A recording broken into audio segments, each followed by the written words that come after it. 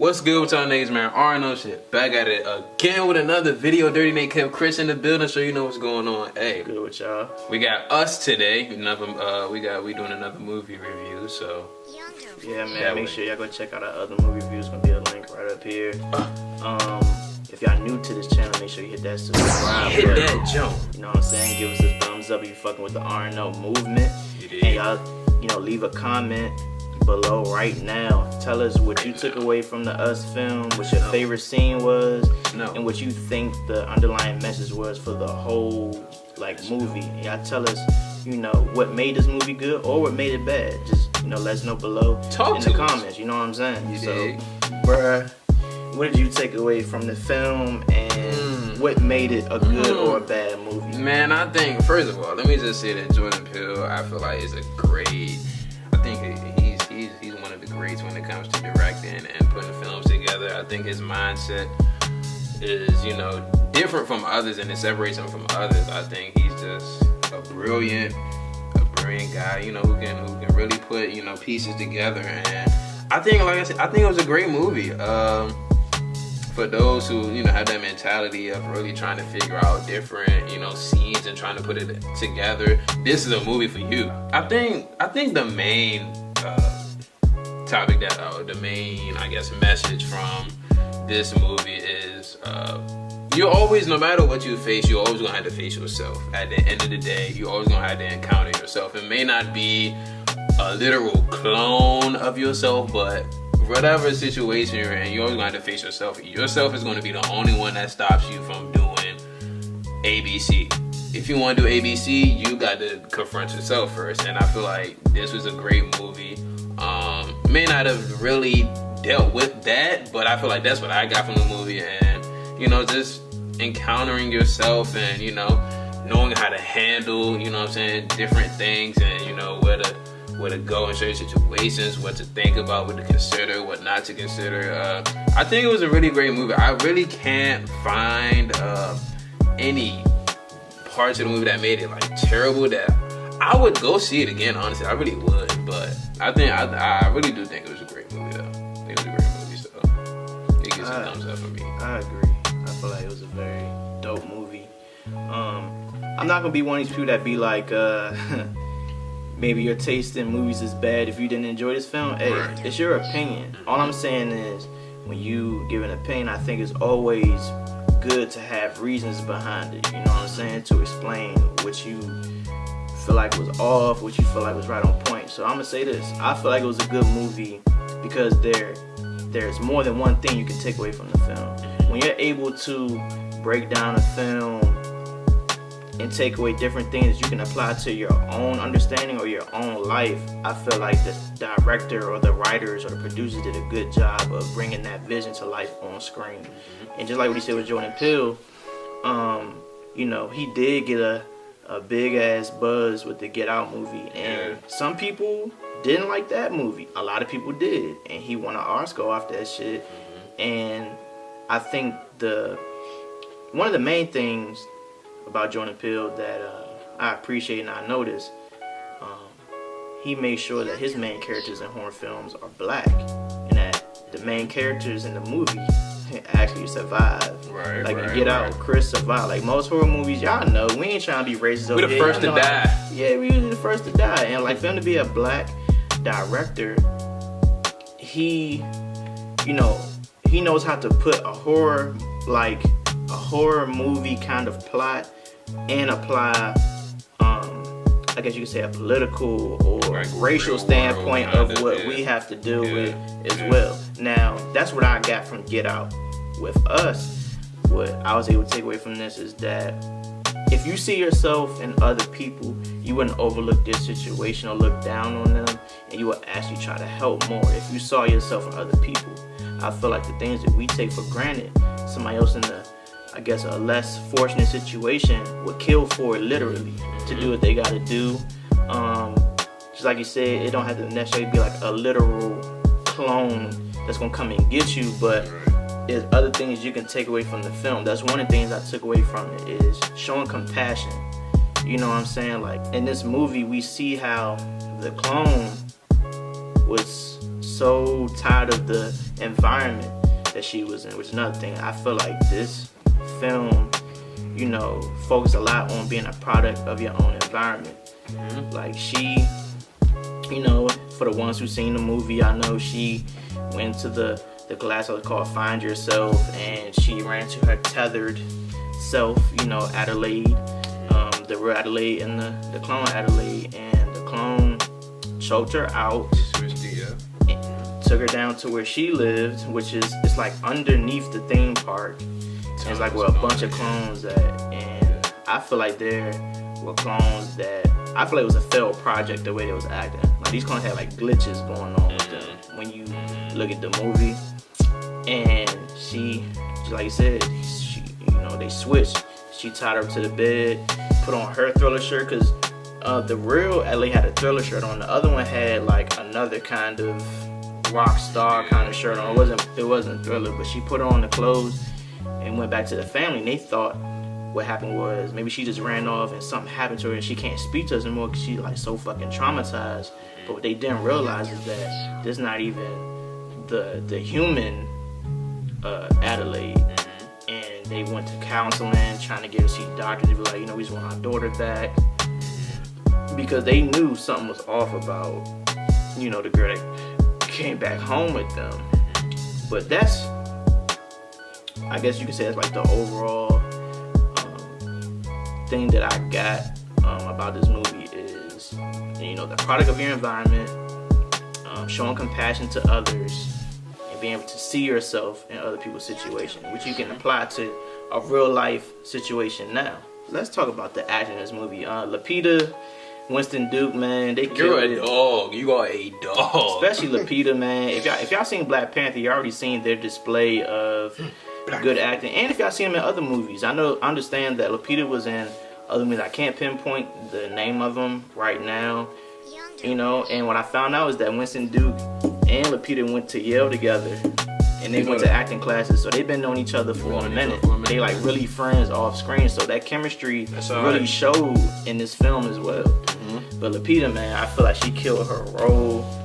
She's a beautiful black queen, you know, I guess you could say that about her, and she just stood out. Like, I feel like this is her film, and she took the spotlight and she ran with that shit for real. Yeah, cause she went, like, I think she took different classes for her, like her voice and stuff. That's why she sounded like that, and a lot of people laughed when they was in the movie theater. They was laughing at her, but they don't realize, because in the beginning she got choked out, so her voice was already off some. I feel like she damaged her vocal. Yeah, so it's like she got choked out so much that.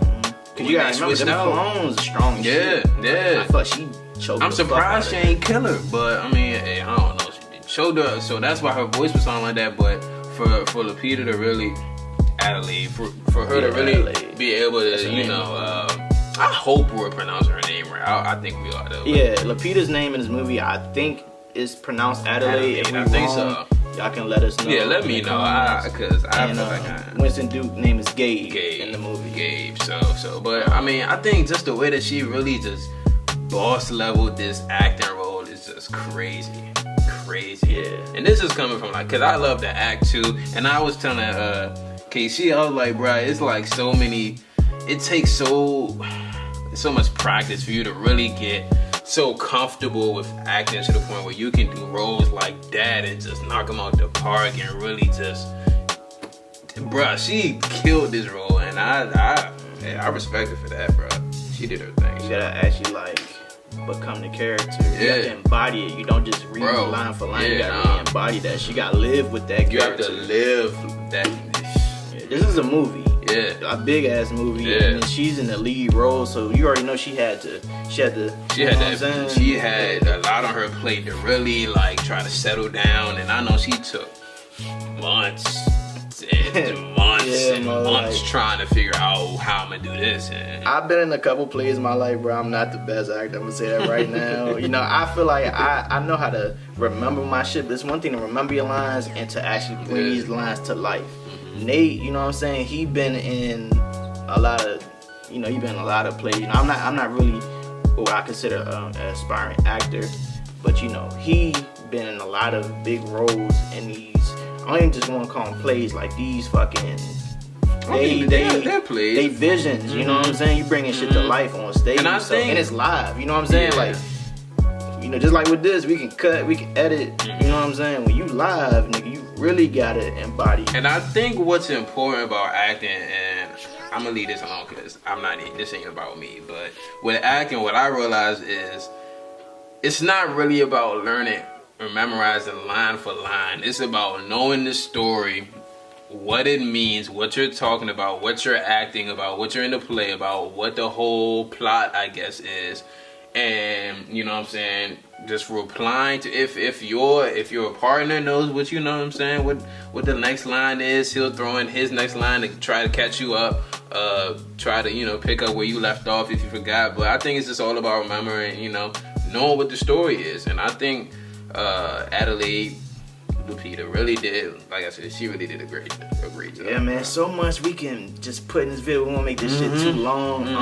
So we gonna hit on the main parts. Just like we said with Adelaide's, the human Adelaide and the tether Adelaide, you can't really hate on either one's struggle or what decisions they made. You know what I'm saying? Like the tethered Adelaide put herself in the human Adelaide position, and she made a better life for herself and, you know, her family and her husband in the future. And the one who had everything was deprived of that, and she was put in a less fortunate situation. So she had to do what she had to do to come back, build herself up. And niggas say what they want about forgiveness and being revengeful, but that's one of the first things she had to let her know when they broke into that house.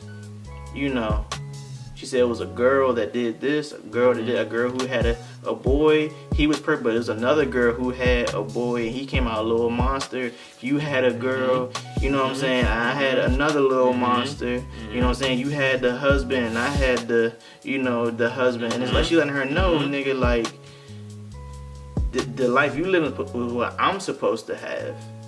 And not looking at it, you know, like, of course we ain't see the scene of when she took her down and tied her to the bed until the end of the movie, but you know, I was kind of curious to why she wanted her shackled to the fucking table, but that's why. It was like payback time. Like, I'm gonna let you know how it feels to be shackled to something you can't, you know, even fucking move. It's like she was kind of living, like, what's the word, vicariously. It's like she was living her life through the tethered, I guess, tether one. It's like, because she actually became that because the product of the environment. She came back a fucking beast. Because it's like what me and him was saying, like, bro, if you really think about it, what the children have in common, they're all half human, half clone. Yeah. If you really think about it, because the clone Adelaide had a baby with the human Gabe, and the human Adelaide had a baby with the clone Gabe. His name was Abraham.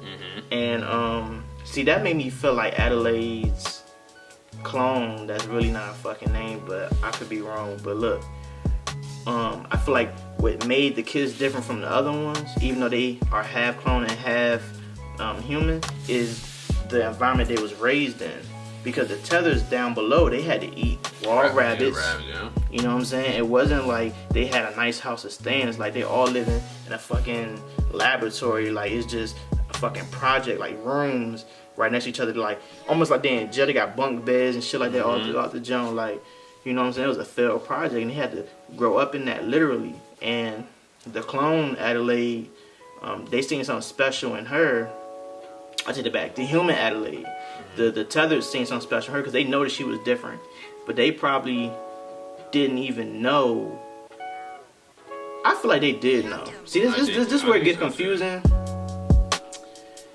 One thing I was trying to figure out, I'm guessing everybody has a tether, because at the end you see that even the other, like, their friends, like, they had a fucking tether family come in there and they killed them. So it's like, we don't know the backstory to what the reason why they want to kill them. It could be another Us, where they show like the origin of how this whole project happened with the clones and shit, but you know, that's a video for another time.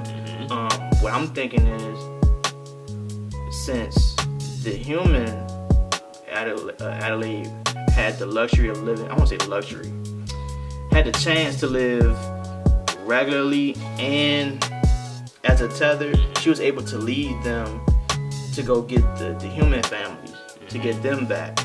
She probably led them to believe, like, look, they don't even give a fuck about us. We gonna go over there, we gonna take over so we can live good. And I think, one thing you can take from that is people in certain situations will do what's necessary to make sure that them and their family is in a better situation at the end of the day. But I think it was about revenge for the human Lapita that we found in the end was supposed to be the clone, but she really wasn't.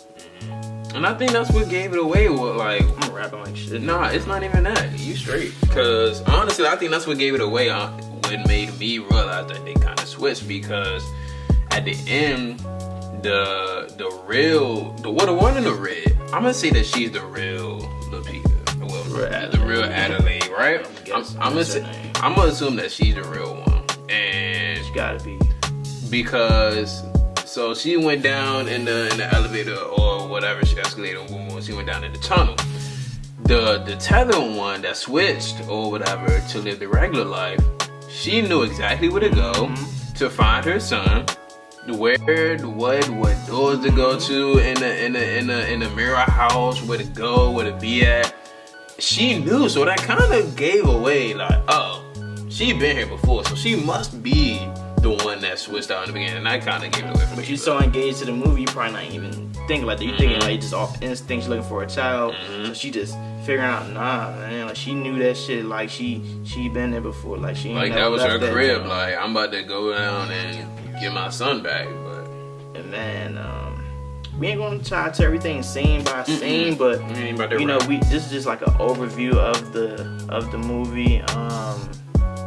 Yeah, man, if you haven't seen this film, it's a good film. You should definitely go check it out. Go check it out, man. You're going to love this movie, man. Like I said, for the open-minded people, you're really going to enjoy it. Shoot, for the people that's just in it for the entertainment, I think it's a good entertaining movie, honestly. I think it's some funny parts in the movie. I think it's some parts that you'll laugh at, that you'll really get a kick out of face ass, but I think it's a good movie. Yeah, I know a lot of y'all probably would want us to touch more on the kids' characters, what we think about them and the husband. And I'm gonna just say this real quickly.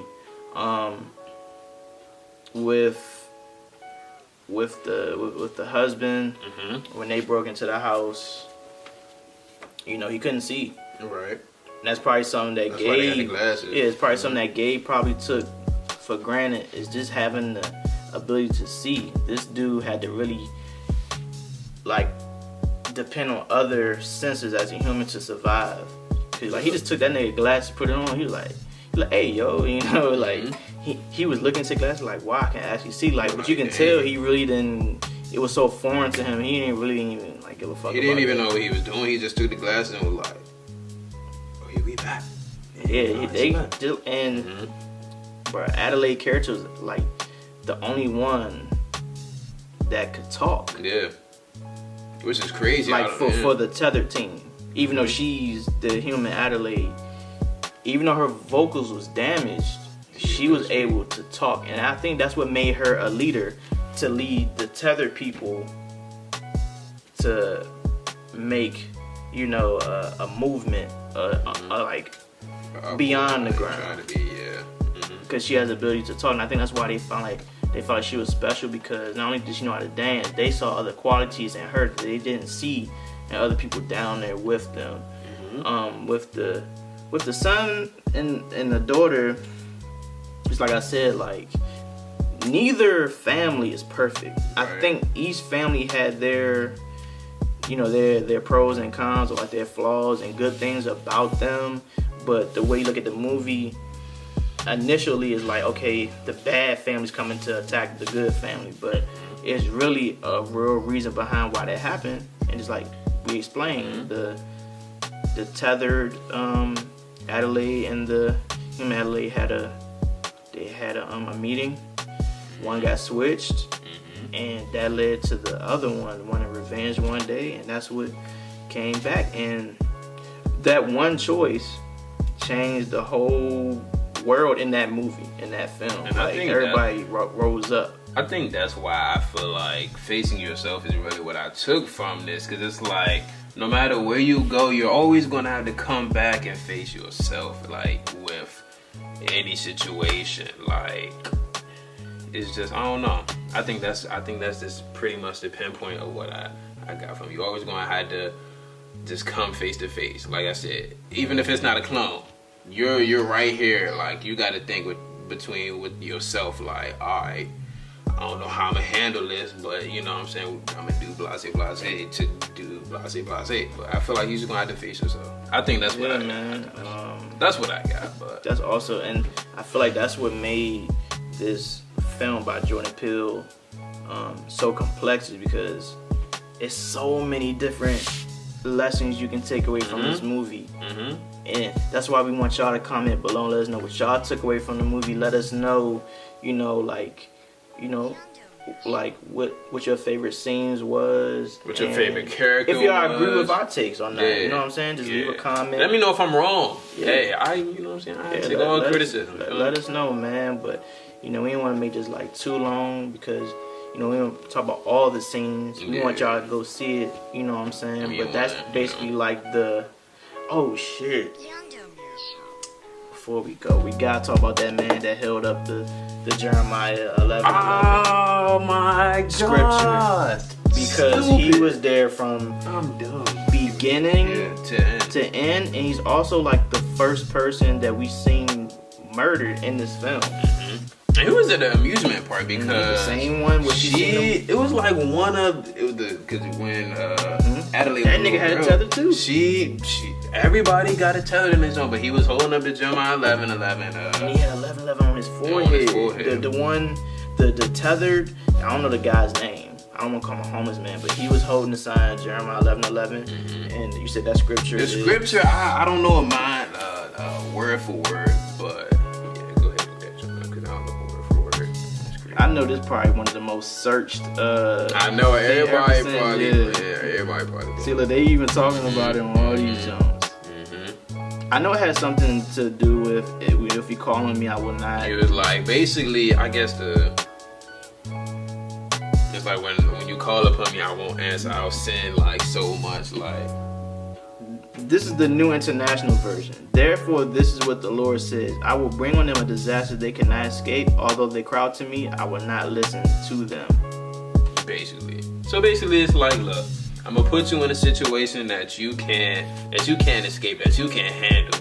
But you know what I'm saying, because you I guess turned away from me. You're not, you know what I'm saying. The choice you made. You got to face this consequence. I'm gonna put you through this. And when you ask me for help, I'm not gonna help. And it's just, I feel like that probably went over so many people's head, is that the tethered Adelaide and the real Adelaide walked past, and both of them saw the signs held up 11:11, and they probably had no clue what the scripture meant. But I feel like it was applied to Adelaide, because the